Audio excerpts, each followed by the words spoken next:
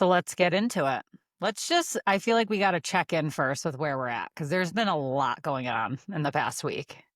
Honestly, Truly. month, but let's check in. I'll Cheers go to that. first. Yeah. Go ahead. So I will say that my body and brain and everything came to a hard stop this week. So, one thing that probably not everybody knows about me is that I require a lot of alone time to recharge. And I think it's part of I just know my energy style at this point, and I'm constantly giving, right? I'm giving to my clients, I'm giving to my family, I'm giving to my staff. And I've learned the hard way over the last few years that my recharge time is like alone, quiet time, not like watching TV. Whether it's like Yeah. reading a book, just being with my thoughts, journaling, like quiet time. Was there a And lot of quiet time involved this week? not this week. No. What happened though is like on Friday, I powered down. I've taken 3 2-hour naps this I was week. just gonna say, I feel like we're getting to the point where you tell us there's been a lot of naps this week. Yeah, and one thing you probably don't know about Molly is she's like an anti-napper. Okay, there is Molly does not like a nap. If I'm taking a nap, it's for It 2 hours. fucks But me up. It makes me feel when I wake up like it never does the trick. It never like makes me feel, I don't know. I'm almost like I would rather go to bed early, have a good night's sleep because when I nap, I feel like it disrupts my evening sleep. I don't know if that's true. the thing is that you don't always get to go to bed when you want to go to bed. I mean, sometimes. So I'm at a different That's stage true. of parenting right now. I will say this. I talked to another mom friend this week and I was like, yeah, I'm going home to take a nap. And they're like, well, maybe one day I'll be there. Like, I'm at the point I have a 7-year-old and a almost 10-year-old. Uh, my husband and I can nap and they can kind of play independently. Like, they can be trusted to like do their thing. I will tell you that I took a nap this weekend and my daughter worked independently for 2 hours on her first like big homework project that she had to prepare and return to school today. I woke up and she had almost everything done. Okay. No Your parental kid, supervision. but your daughter is something different. If we had left Beckett, Well, first of all, I didn't even instruct her to do this. She did it to completely independently. She just used her time constructively. Now my son, different breed. Not sure that he would have done the same thing with his time, but it was a very proud like parenting moment. uh, listen, a lot of the way that Jill parents goals, okay? There's structure, there's consistency. And when your child behaves well, it's easy to do that. When your toddler behaves like a full on hyena, it is I not mean, as easy. I'm we've like, all had I'm those gonna throw moments. this kid across the yard. And he just does stuff. He just laughs right in my face. I swear to God, he does not Oh, give up. that's Beckett.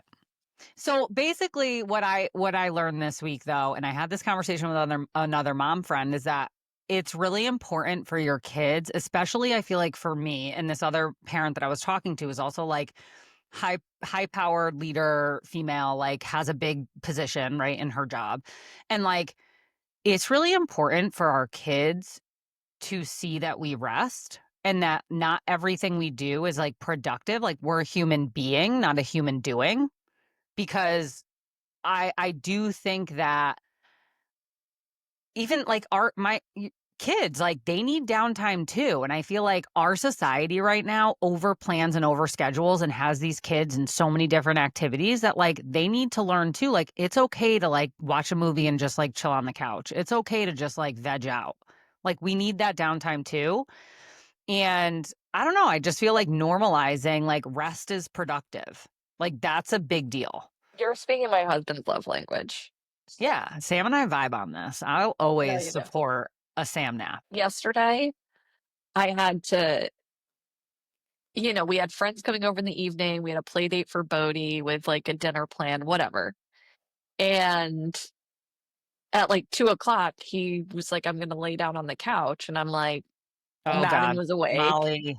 No, Molly's Bodhi was sleeping, but decompensating at I that had to point. work. I had to write up some care plans for clients, and I was like, "I'm sorry, but I have a short week." So, like, talk about, like, balanced motherhood, allowing people to rest, like, he took it like a champ, right? And he knew that it was important, obviously. Work I think we talked a little bit about this on the last episode, like, what is balance? And balance sometimes means, like, some family time in the morning, and then I have to do work in the afternoon, right? Like, it just looks different. I work predominantly from home a lot of the time now, which also is something that I think we need to explore whether that's sustainable long term because I am such a person that thrives in structure. And when I would leave the house every morning at 7 a.m. and then not get home till 7 p.m. for so many years, that routine and consistency really helped me because it was like, leave the house, have my morning routine on the way to work, all that sort of good stuff. And now with kids, I find myself having a harder time. Not that I didn't have kids during that time, but I was out of the house. Now being a little bit more in the house, having that balance where how much do I give to my kids? How much I'm sure there's a lot of women listening that, start to kind of almost obsess a little bit. Like, should I be doing this or should I be doing that? And I'll tell you, I had that thought yesterday while I was writing up this care plan. I was like, I knew that my husband was outside with the kids. They were riding bikes, they were being outside, and I was in front of my computer. But I was like, okay, this is like, would I rather be playing with them? I mean, sure. And I know that this is important and I'm going to get this done and then I'm going to be able to like have my mind at ease because that'll be off my plate and I can be undivided for the rest of the evening. I And feel that's what like I did. balance though is like being able to be present where your feet are. And like sometimes that means that like I have to go and do a work thing, right? When at home, which I thrive off the separation of church and state in that way. Like I really thrive off when I'm at work, I'm at work. When I'm at home, I'm at home. Not to say that there aren't times that I work at home. I'm a very early riser though, and if I have to work, I'll usually do it in the morning before people are up. But there are times like my brain just doesn't work at night, so like I'm not going to be working at night very effectively. But there are calls that I have to take and there's stuff, and the way it's a little bit different because your children are still very young. My kids I can have different conversations with now. I actually had to have a conversation this week because my daughter doesn't want to go to camp the week after school ends. And I said, "Listen, mommy and daddy would love to like take the week off or like work from home and have you here." And like she wanted to come to work with me. I'm like, the reality is this. We take off a lot of time. We travel a lot together as a family. We do a lot of things. In the past 2 weeks, I've been at a field trip. I'm going to field day tomorrow. I've been at every school function and activity, okay, that I could possibly be at. And the reality is, like, I have to explain to them, like, in order for us to do those things, I have to work.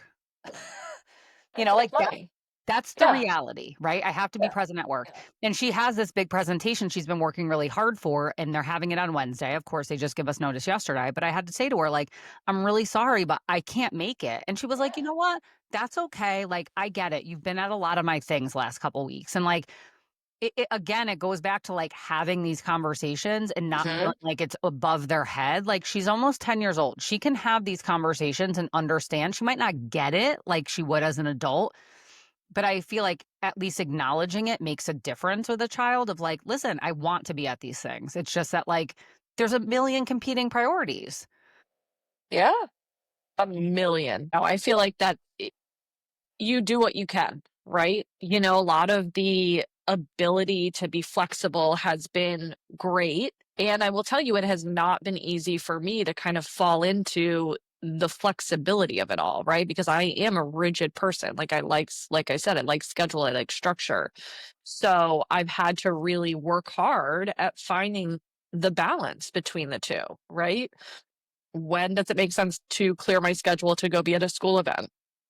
I'm not gonna be at every school event, nor do I think I'm needed at every school event, Listen, I right? will tell Like, you, between my husband and I, we are at most school events for both the kids. And let me tell you, once they get into school, they they love a school event. Okay. Holiday time and the end of school, they love to schedule a school event every other day.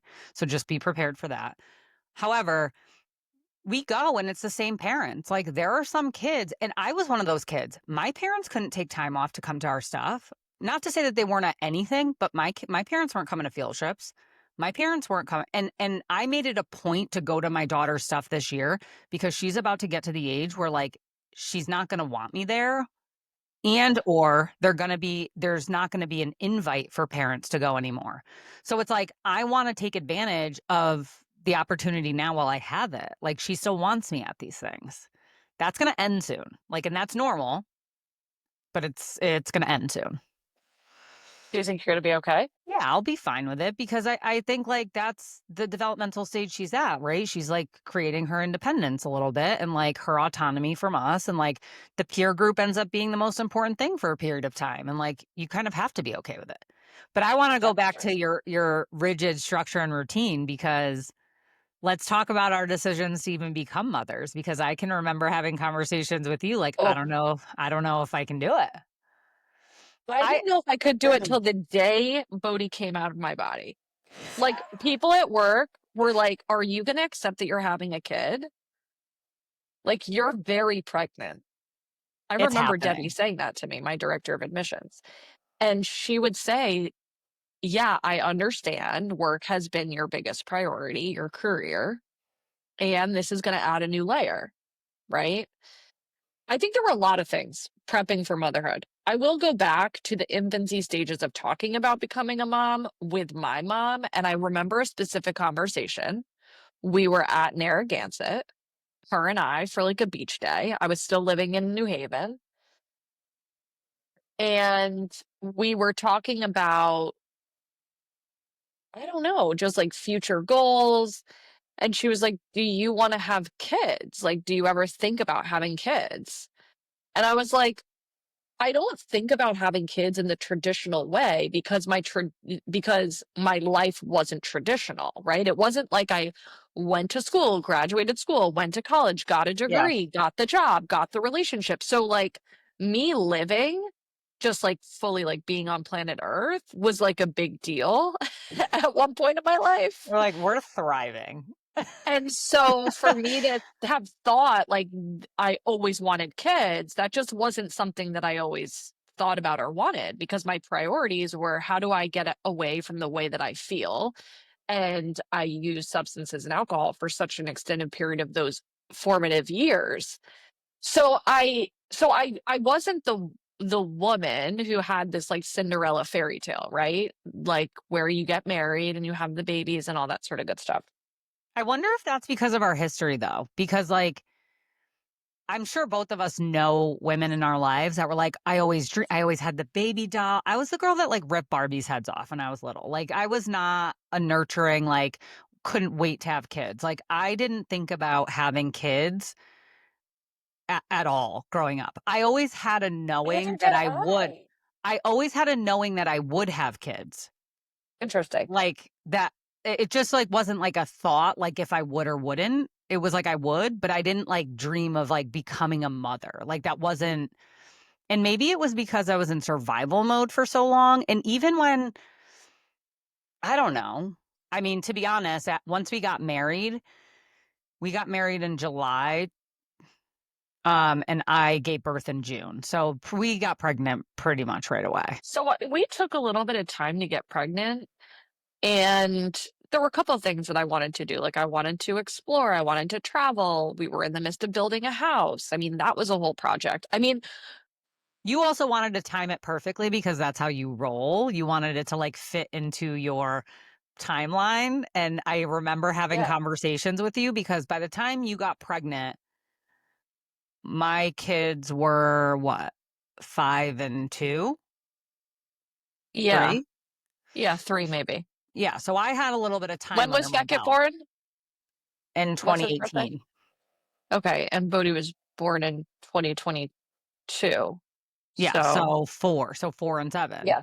Yeah. So Yeah. like I remember you like, well, how did you know it was a good time? It's like I didn't I never considered any of those things. It was like, I'm ready now. We're just gonna do it. And whatever happens, happens. Like I when I was pregnant with my first, I was in graduate school. Yeah, I remember that.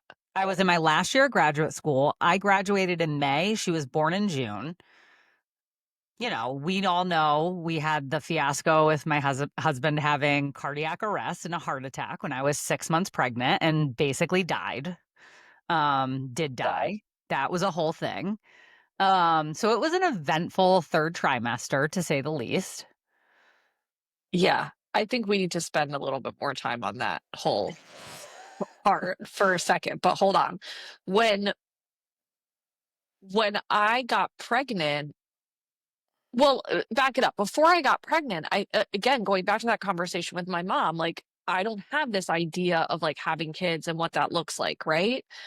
I will tell you that the previous relationships before my husband too, like, I had relationships with, you know, partners that also had kids. So I was around kids and I knew that I had the maternal instinct. And I do know that, like, other women and their kids, like a lot of my closest friends had kids before me. They were like, you're going to be great. You're going to be fine. But I think there was a lot of skepticism, one around my body changing. I felt so little control over that process and the You fear of have what that could be. very little control, yeah. And also, uh, just uh, having come from like a high stressful situation prior to getting pregnant, like we got married, then we opened a business, we built a house, we kind of did that all simultaneously. And it was too much, right? Like, it just was too much. It should have been done in a very different order or spread out or whatever, you wanna call it. That Throw is me COVID to a in there T. too. Throw COVID Oh, in there throw too. COVID. And just having, like, a bunch of different projects in the air at the same time, right? I woke up this morning kind of feeling the same way. I'm like, "Oh my god, I have to record today." And I'm like, "I have a lot of work to do. I'm leaving for vacation on Thursday. On My it well, kids I need think me."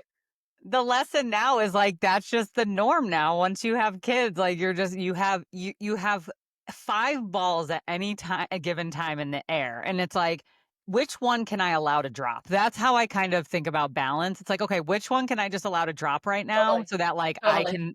I can look at this later. Like we're putting this on pause because like Well, you know what I've been putting on pause is the summer camp forms that I'm supposed to fill out. And now I've gotten a yeah. very clear, direct reminder that they're due in 2 days. So And that and requires a that's what doctor's happens. signature. It's a whole thing. I hope it doesn't require a doctor's signature. I don't think this one does. I think it's just like the oh my God. If it does require a doctor's The signature, one then I I have have to pay the sitting right here doctor's does. office to this is the racket, okay? I'm gonna tell you guys right now what the racket is that if you need an expedited physician's signature on your camp forms, you have to pay extra. Oh, I don't have My to pay at my physician's doctor, but office never is gonna be makes expedited. makes you pay extra. What a racket. I mean, they just know people are gonna be late. How about this? How about you just send a reminder email to all of the practice that says, as a courtesy reminder, summer's coming up, you all need camp forms signed, whatever it is, or school.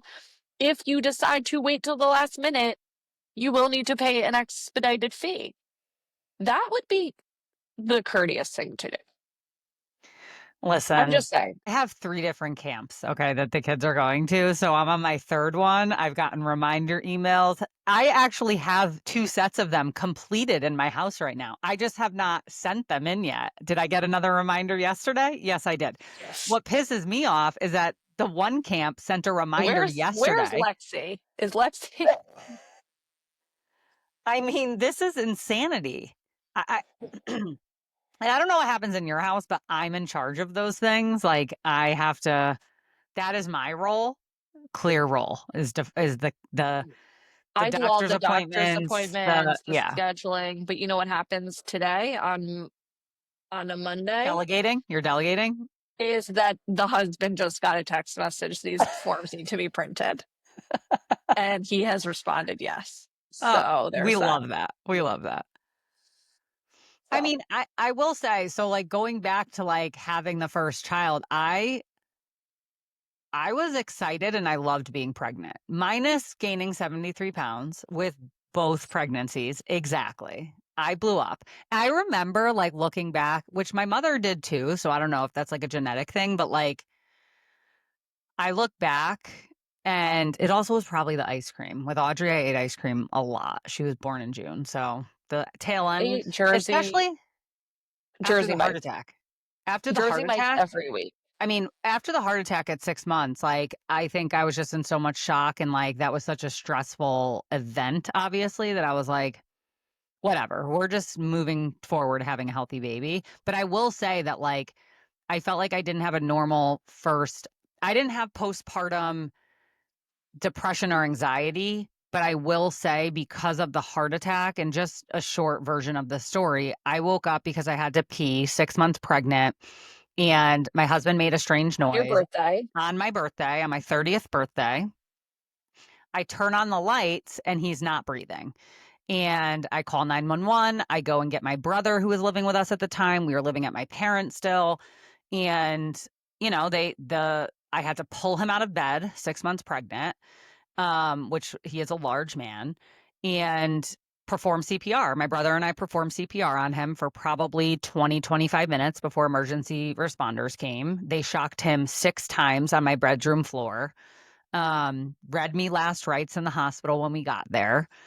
Um, they basically prepped me that he was going to be brain dead because he did not breathe for 45 minutes. So like the nurses in the hospital came up to the ICU afterwards to see him and like literally could not believe like that he was alive. He should not like it was a miracle of God that he survived. There's no other way to put it. And also that he has normal brain functioning because they thought he would be brain dead. So that all happened. I think I didn't sleep for like probably 36 hours until he woke up and finally like went and I was like pregnant, like very There's much. pictures. You're on the hospital bed. He's just happy to be here.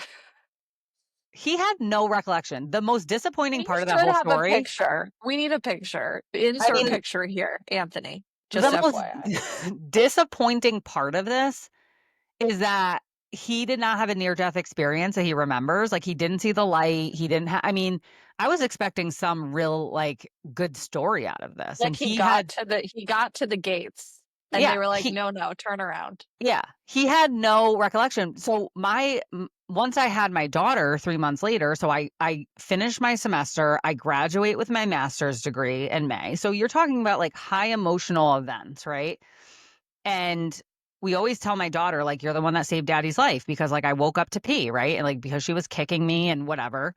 And so I have her in June and I remember just being, and I didn't recognize this at the time, but I was very hyper vigilant of like her breathing, of is she okay? And it was very much a trauma response because like even Totally. afterwards, I would say for like 2 or 3 years after his heart attack, it got to the point where like he couldn't go to bed at the same time as me because I would be hyper vigilant of his breathing His breathing. Yeah. and like tuned in to whether he was like breathing normally or not. So like he would have to like stay up later and watch TV and I would have to go to bed first. Otherwise I would never fall asleep. I would just stay awake listening to him breathe. I'm But not that sure that's changed all these years later. true. But I also go to bed very early. So but it took like that first like probably 6 to 9 months, like I wouldn't say I was anxious and it wasn't like a conscious thing, but I was very tuned into like, is she okay? Is she breathing?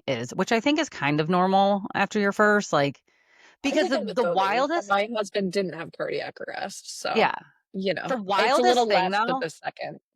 do you remember like leaving the hospital? First of all, there was a microburst tornado through our town when Audrey was in the hospital, and we were running on a generator in the hospital. Our first day with a newborn child. Okay. First of all, you leave the hospital with that child, and you're like, who the fuck thought it was a good idea to let me just leave? There's no instruction manual.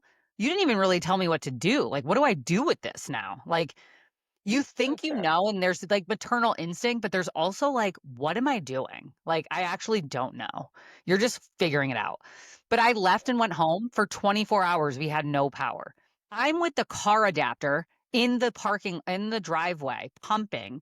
There's no lights, there's no power. Our phones are going dead. Like, and we're just over here with a baby that's not sleeping. Like, it was I'm like, if we can survive this, like this is just we're gonna smooth sail into this newborn stage. Like, I mean, I wonder why Audrey is doing full-on projects and allowing you to nap. I mean, I mean, she's just like but I remember like I just loved being a parent. I mean, I also like was very nonchalant. Like I had Audrey at Fenway Park at 10 days old, just out there. I was out and yeah. about we were doing stuff from the beginning. Totally. Yeah. We were too. And even, we had Bodhi during COVID, but it was like the second burst of COVID. So it wasn't like the full COVID baby. Like there were definitely, I have friends who had like full COVID babies. He was like a pseudo COVID baby, right? Because there was this like little burst come the winter, right? We had gone through the summer of 2022 and it was like everything was kind of evening out.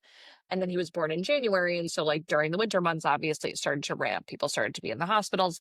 And at the last minute, they basically were like, hey, you can only have one person in the birth room with you. And originally, I always thought that my mom was going to be there with me or a doula or whoever, right? Oh, thank God for a doula. Shout out to the Listen, doulas. seriously, because I did a lot of classes before and they were virtual, but it like got me in tune with like what to anticipate, right? And so anyway, at the last minute they were like, you can only have one person in the room with you. And I was like, okay, I guess that's Sam, obviously. I mean, Sam, And do you want to be there? Or- well, so this is the running joke. So I get in there, right? And I am like, okay, these are all the things they don't tell you. I'm gonna make a general announcement right now. When people say that you will not sleep, I don't think they're being specific. Okay? So I just want to make this clear. The last night you are alone with that baby inside your belly still is the last night you will sleep at all, like through the night, so to speak, without some pee breaks. Okay? So you need to really savor those days leading up to that birth experience because as soon as that baby comes out, whatever you think that there's like these nurseries and they're taking your kids and they're like letting them, cry in a room with a nurse, that's not happening. Those places See, are gone. that wasn't my COVID, experience. I did COVID not took those sleep. rooms. No, I did not sleep for the last trimester of my pregnancy. So when the baby came, I actually slept again. I did not sleep for those 3 months. It was brute and thank God I didn't because I guess I saved my husband's life, but Oh, the that's reality probably is why it's fucking you. the reality is once a baby came, like I would get stretches of 4 or 5 hours. I'm like, "Oh my God, this is amazing." No, I slept pretty good that, first pregnancy. But then I will tell you, I had never been overnight in a hospital before I had a baby. I've never had this is actually It's something not that people don't know restful. about me. No, but like I've never had a surgery. I've never been hospitalized, like knock on wood. Like, so I didn't know what to expect. So I get in there and I never even had an IV. They put the IV in me, Jill. I basically fainted. I was like, oh, this is not gonna go well. I fainted. I don't like needles. It like felt like it hit my bone. I was not okay. I was getting dizzy. My husband wasn't in there because that's when they do the whole thing of like, have you been abused? Is he a safe person? They go through all these questions. I'm like, what is actually happening right now? There's so many It things that really people is don't know about. disorienting. This is why I love a doula, though. We hired the doula after Alan had the heart attack because I'm like, I don't know if he could handle this. Like, he's fragile now. I don't, you can't be my birth partner. You just had a fucking cardiac arrest, sir. And Alan will tell you the number one piece of advice he gives new fathers. He'll be like, listen, do not ask your wife in labor if she wants a sandwich because I could have fucking killed him. He asked me in full out labor if I wanted a sandwich because he was hungry. Does it look like I can eat a sandwich right now? Which by the way, I had a plan to have an unmedicated birth, okay? No epidural, I Alan will tell you it was the most primal screaming noises that came out of me. And I just took some ibuprofen after. I just did it like a champ. So anytime that You there's are so crazy. and I did it for both my children, but let me tell you, anytime that there's something hard in my life, granted, we've shared a little bit about our past. We've been through some hard things, right? But I will tell you, as a mother, the most empowering thing, I don't care how you had the baby. I don't care if it was a C-section. I don't care if you had 5 epidurals, whatever the case may be. Totally.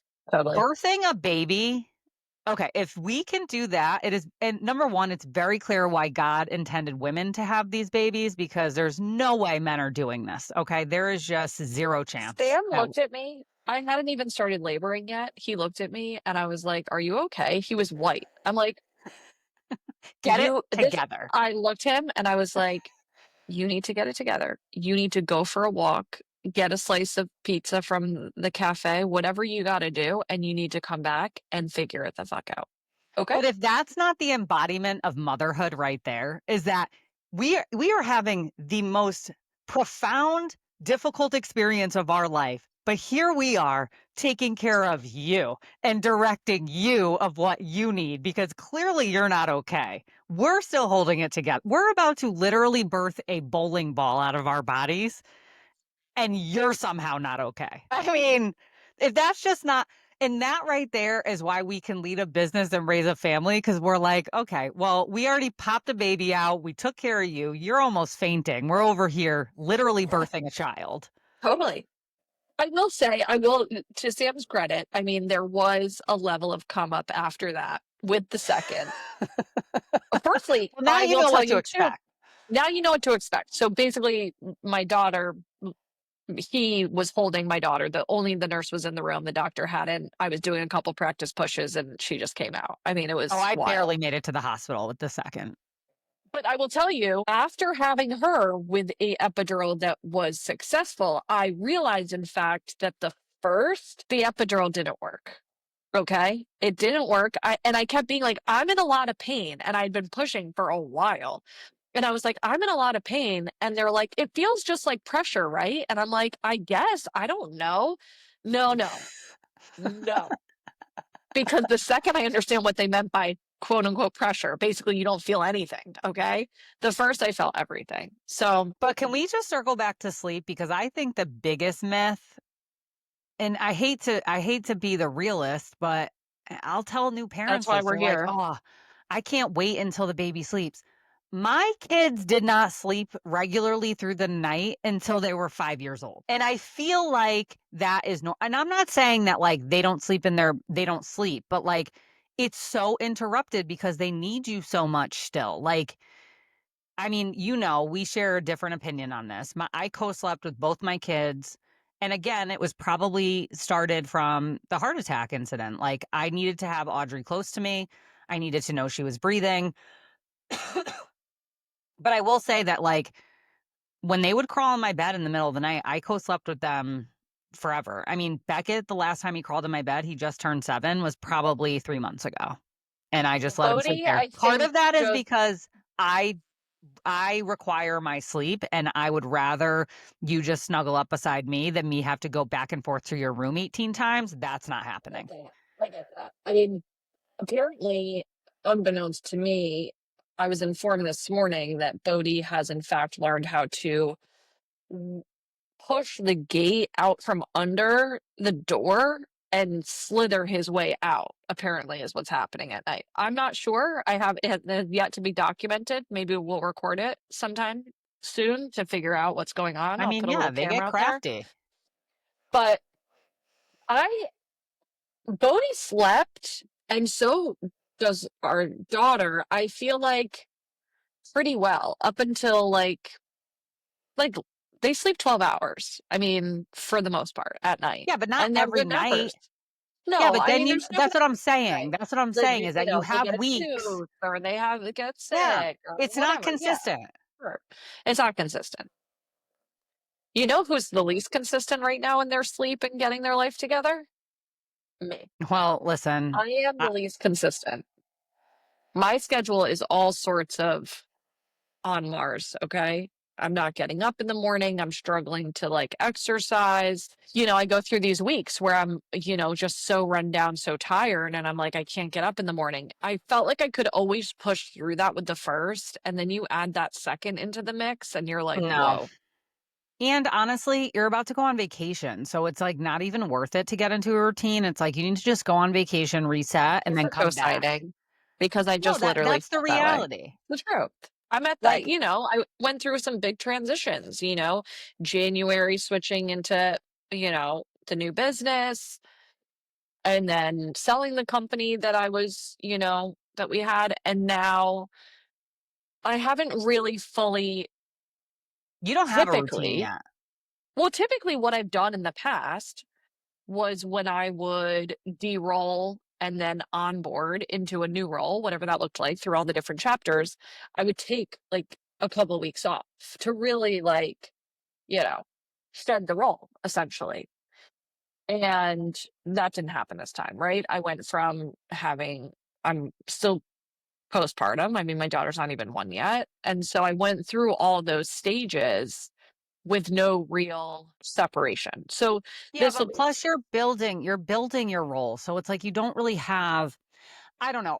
I talk about this all the time and I think this is a good topic and transition is I tell people like you're going to go through different stages of what your routines look like and you need to give grace to yourself that it's not going to look like it did before children, but it's also not going to look like the same way with the same children you have because you're going to go through seasons where they need you differently, right? So, like, totally I talk with people about, I have a very specific morning routine that I've done for years, like pre kids. Like, I like to set myself up in the morning. I don't like to rush. Rushing is one of my biggest pet peeves. I like to have time. If I feel rushed, I feel very like unbalanced. And so when you have kids, that was the biggest probably transition for me is that I no longer had that period of time in the morning consistently because I would have to wake up and I'm now fulfilling somebody else's demands first thing in the right. morning. It's no Right, longer which is about hard. me. Totally. And Totally. not for nothing, but like humans are inherently selfish as Mhm. recovering alcoholics, we are selfish and self-centered, right? But I think humans in general. And I want to do what I want to do. Well, once you become a parent, guess what? Like Right. that's not true anymore, right? I have to now That's not feed you. that's reality. Right. Yeah. And so I've had to like really say, okay, if I don't get that time in the morning, how can I build that in throughout the rest of my day now? And that's looked different from when I had my first. And then you add in the second. Now we have a juggling act of what either both of you need. And thank God we both have like partners at home. But like, I always say like God probably kept Alan alive because he knew that I wasn't built to be a single parent because he travels I mean, I'm better now but let me tell you, I might look like a boss ass bitch, but when my husband goes away, I can unravel pretty quickly. Okay.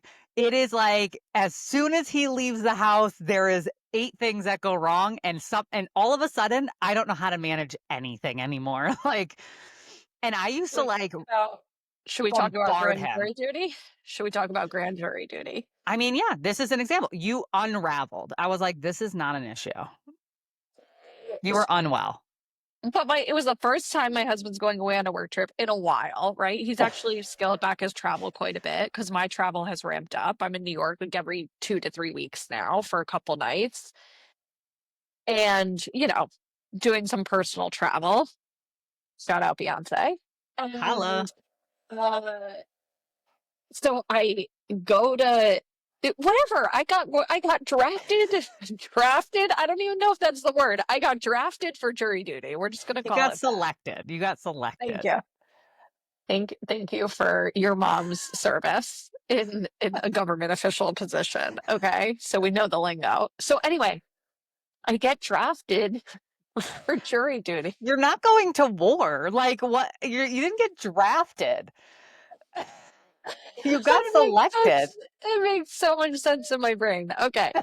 Got selected for jury duty. I go to fill out this form. It's very confusing online, guys. Okay. I'm just going to be honest. And so I go on and they say that like you can select to opt out. Okay, great. Because if you have like an exception. Well, my This does exception is not that fit Molly's schedule. the exception is yes, it doesn't really fit my schedule. And okay, I'm a mom of a baby who's still nursing. Okay. So there's some truth to that. So anyway, I go to call the night before because I realized like apparently I never got the exemption letter. Okay. And I felt like the exemption letter should have And probably come in the and mail. now it's the day before and you're panicking. I mean, when guys, when I tell you This is a level 10 panic that's happening right now. Because What I am I look gonna at the do? What's letter. gonna I think she thought she was going to Oh, jail. here it is. Oh no, I don't even have the letter anymore. But I have the letter, and it specifically states, as I'm on the phone seeing if they're calling my number, they're like 0 through 250. You will report 250 to 450 will go back in the jury pool. I look at my number, guys, it's 4,026. So something is not mathing here. Okay. So I continue to listen to the voicemail. Well, I didn't read the letter that clearly. And I was Obviously. selected Obviously. for grand jury duty, and I don't think there's any exemptions, and it clearly states no occupation gets you out of it. So now and then I'm reading the fine print, and Zach Spencer said, which was actually really funny. He was like, Molly, there is no fine print on the jury duty letter. It's one page. And so I One read it. page. So I start to read it more clearly, and it states that this commitment is 4 months long, 2 days a week. And I'm like, oh, hell no. Okay, we got problems. So I got people on the phone. How do I get out of this? Everyone's like, wow, I've never met anybody who's been selected for grand jury duty. You're so special. This is not special. Do you want my letter? I'll give you my ID. You can go as me. It's fine. Anyway, what do we But do? that just goes to As show, mothers, though, how do we get out of it? We show up to grand jury duty Monday morning with the baby in tow, in the stroller. on the boob. Pretty much. I would have put her there if I needed to. That is the drastic measure I would have taken. The woman was really nice. She's like, oh, she was like, your baby's really cute. I'm like, thanks. She's like, here's your exemption letter. I'm like, we love that for me. I mean, it just goes to show, though, that you and I are very much type A. We can throw that out there. Totally. We like to have things. Our schedule is scheduled. We have our things. Motherhood is, and we've talked about this at length, really embracing the fact that we actually have no control over anything, because there Totally is just a powerless. curveball that gets thrown in on a weekly basis. Let me tell you, if you don't have children yet, or maybe you just, maybe you have that cute little newborn, you're loving it. Oh, they smell so good. That's nice. I'm going to tell you right now, they will get sick at the worst times. Like the most critical moments of your life when you're like, everyone has to stay healthy. Nope. There will be something running through your entire house. Mhm. And if you're like me and your kids go to daycare at 12 weeks old, which both of mine did, get it out of their systems early, because they're going to be sick every other week for about 18 months. Okay. That's just and then you are going to get the sickness as well. But I will say, my kids are very healthy now. Well, can we talk about I'm half in the bag, okay? Just delivered Madden. Not really with it. My husband is so excited for my son and my mom to come meet, you know, The baby. Matt, the baby. I kind of was like, the baby just came out. Like, can we wait a little bit? Like, that's kind of what was going on in my head. But I was like, It's whatever. aggressive. He's riding high. I'm like, I feel great because I was so uncomfortable through that whole pregnancy where I was like, okay, like it's whatever. Well, he didn't wait until we got to the recovery room. So Bodhi came to the birth floor where there was like fluids, people actively delivering babies. He was gallivanting on the floor. He had his stethoscope on. It was a situation. When we got home, immediate raging fever. So for the first week, I was doing what felt like jujitsu with my son to try to keep him away from the baby. Okay. So that was Madden's entry into the world. Well, let me tell you that before I had Beckett, my second, Alan goes to a concert at Toad's place, actually. He goes to a concert to I see his love it. friend, right? He calls me on the way home and he's like, I don't know. Like, and mind you, I am 40 weeks pregnant. Okay. I'm probably 40 plus two at this point because I went late with both my kids. So any day I am delivering a child. Okay. He calls me on the way home. He's like, I got the windows down. Like, I'm not good. Like, I threw up in the bathroom. I said, let me be very clear. When you get home, You are sleeping on the couch. Don't even look at me. And tomorrow, Audrey and I will be outside of the house all day. Like, stay away. And if you don't recover from whatever this is, you will not be invited. It will be me and the doula in that delivery room. Let me be clear. And because if you think I'm getting a stomach bug when I'm delivering a baby, you got me fucked up. That's not happening. So I took Audrey out. I remember he was born in April. It was like a hot April day. I'm outside all day. BJ's Run, park, the everything, just probably 10 hours. And honestly, that's probably what put me into labor. That night, I go into labor. He's fine, recovered, fine, drinking fluids on the couch all day. God knows what he did all day, but I know what I did. I wake up at 5 in the morning. I'm like, it's go time. Like, there's no waiting. This baby's coming out, which thank God we left when we did because I barely made it to the hospital. Audrey comes in that afternoon to see the baby, holding Beckett. Oh, so cute. She pukes in So the much fun. car on the ride home. Mm-hmm. Mm-hmm. And Mm-hmm. to this day, she'll be like, remember on the way home, I threw up everywhere in Grandpa's car. I'm like, yes, you did. And thank God, though, me and Beckett we didn't get sick. Neither did Matta. Neither did Matta. Because again, it's like the jujitsu. Like, okay, you need it. We need a 6 foot rule. I Yeah. created the 6 foot rule before COVID existed. After that, because I was like, you need to stay away. We're in a bubble right now. Yeah. I mean, breast milk does powerful thing. And not to say, listen, I had no ties to nursing my kids. I will be fully honest here. I was like, whatever comes easiest, I'm cool with. You were lucky with nursing, though. It wasn't as I easy for was. me. Well, I also had people who paved the way, right? You talk about like asking for help and being vulnerable and leaning into other moms. Like that was the biggest hurdle I had to get over, I think. Like you literally have to be, you give birth, you have to be like assisted to the bathroom. I mean, talk about like leaning into vulnerability. It changes everything, right? And so I had, one of my best friends, Sana, who had nursed all three of her daughters and for a full year, each of them. And she said, "This is what you're going to do." And she basically just walked me through. She hooked me up to the pump. She did all the things, right?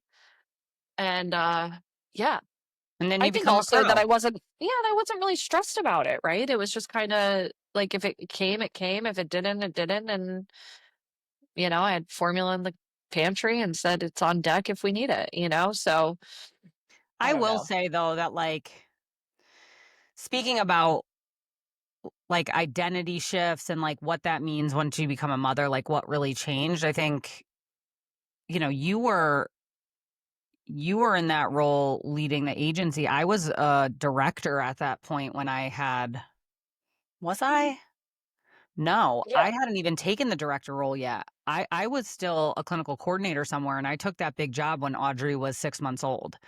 And I remember being like, okay, I'm now stepping into this role of this 24-hour, multiple programs I'm overseeing. And like, to me, it's not either or. And I think for some people, and this is an important conversation, I was never like, okay, it's either my kids or my career. It was like, okay, how am I going to work with my husband to figure out how I'm going to do 100%. both? Because 100%. both are really important to me. Yeah. And I took the job and listen, there was a time when I left that job, Audrey was 5 years old. Beckett was 18 months. And I will tell you that by the time I left, and this is one of the reasons I decided, and I've shared this before, but my kids knew my work phone ringtone. They knew when my work phone was ringing because that phone rang more than my personal phone.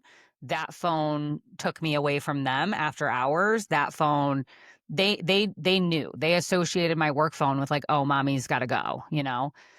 And there were times that I actually had to leave the house. There were times when they woke up without me Yeah. there because I was running Of course. 24-hour programs. I would have to go into Yeah. work at 5 in the morning, in the middle of the night, whatever. It Yeah. wasn't all the Yeah. time, but it was sometimes. Yeah. Sometimes. Yeah. And I think I've always just been really open and honest with my kids about everything, including my recovery, including the work stuff, like really talking in like in an age appropriate way. But like, yeah, sometimes mommy has to help sick people. Like that's what I do. Right. So like Yeah. I've had to really explain like there's not really a boundary there. And so I think when I finally decided to leave, and I don't want to make it seem like I was choosing work over my kids, I took vacation time. I still showed up for them for things. Like I would take the time off to go to their little daycare things or, take them on fun trips. And like, that's always a priority. But like, I don't believe in that one thing has to be the priority and everything else comes underneath it. Like, I just feel like sometimes one is above the other, but they're both like equal. Like, I don't know how else to explain that. Like, it's not, I kind of look at it as like integrating it. They're interwoven. They're not like, it's not one or the other. I don't know. Yeah, I mean, I think that's really where I evolved to, right? Because I think before kids, it was like, I'm so passionate about my career. I don't know if I'm going to have kids, or I'm going to have one kid and then I'm not going to have another kid, right? So once you, and look, there's women out there, men out there, who are like, I can't do both. I can't juggle that time, right? They feel that that's just not how they operate. That's just not, what they are meant to do. They're meant to do one or the other. And But I I also respect that think too, you I'm know? not a person that can stay home with my children. Yeah. My children are better off. They are better off that they went to daycare. They're better off, not that someone else is raising them, but like that would not.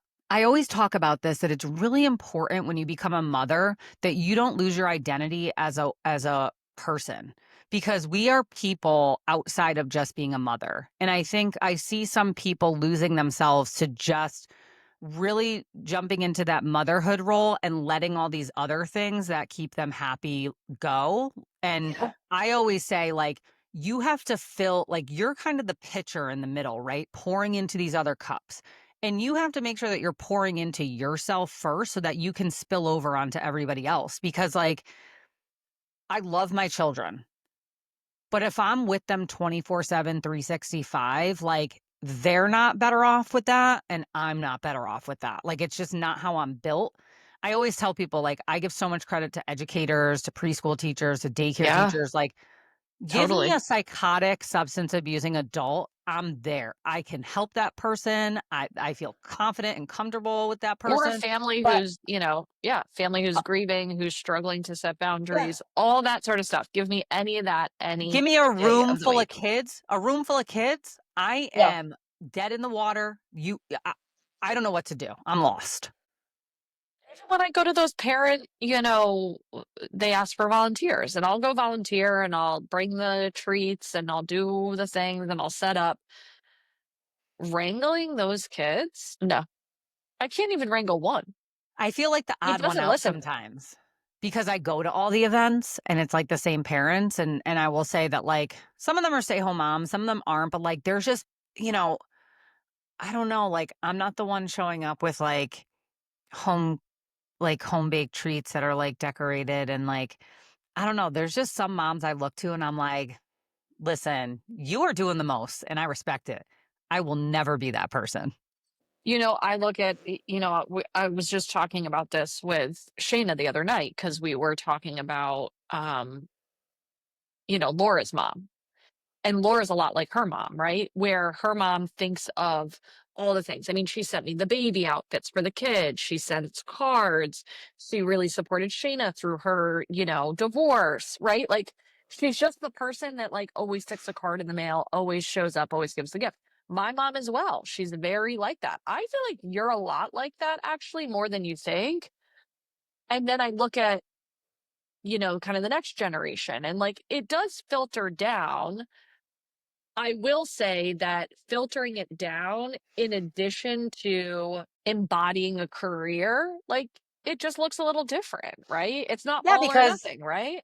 yeah, So but my mom was a career person and an elected official and all that, but she stayed home for a period of time with us, before she went back out. And I think that like I don't know, it's just different. I also think our society now, like you almost have to have a dual income household to survive. Like I think that's part of it too. But the Mhm. bottom line is that it looks different for everyone. And I think that once you have that child, you have to look at your own bandwidth and energy of what you can sustain and how you can show up present. Because the biggest thing is like showing up and being present for your child. That doesn't mean all the time, but when you're with them, like they know that they have your attention and you're present and like you're modeling for them how they're going to show up emotionally. Like you're and that doesn't mean I sit across from clients all the time and they'll be like, I flipped out on my kid. I'm like, let me be very clear. If you think Mhm. because I'm a therapist that I'm like responding in these nice, like textbook ways to my children, I am a yeller. Okay. I have a loud voice. I am a yeller. When I reach that point, I'm yelling. Doesn't mean it's happening. Okay. Like my neighbors probably think I'm a lunatic. Is this happening every day? No, but it's happening. And then the biggest thing is, though, is like I can circle back to them and be like, you know what, mommy shouldn't have done that. Like that was not a good example of how we should behave. And I'm Right. sorry and I apologize. At this Yeah. point, my kids are like, yeah, whatever, mom. Like because you know what? There's times that they carry on and they yell and they now can circle back to me and say, "You know what? Sure. I was tired. I was hungry. Yeah. Like, I'm sorry." Right. Maybe they don't say I'm sorry, but they can acknowledge like, "Oh, I'm back inside my window of tolerance now. Like I'm back. I'm back. I'm normal because I Yeah. ate a snack." Yeah. I have to give my toddler an applesauce pouch immediate after a nap. I mean, his blood sugar drops like a crazy person. I mean, he's like, you need intravenous sugar.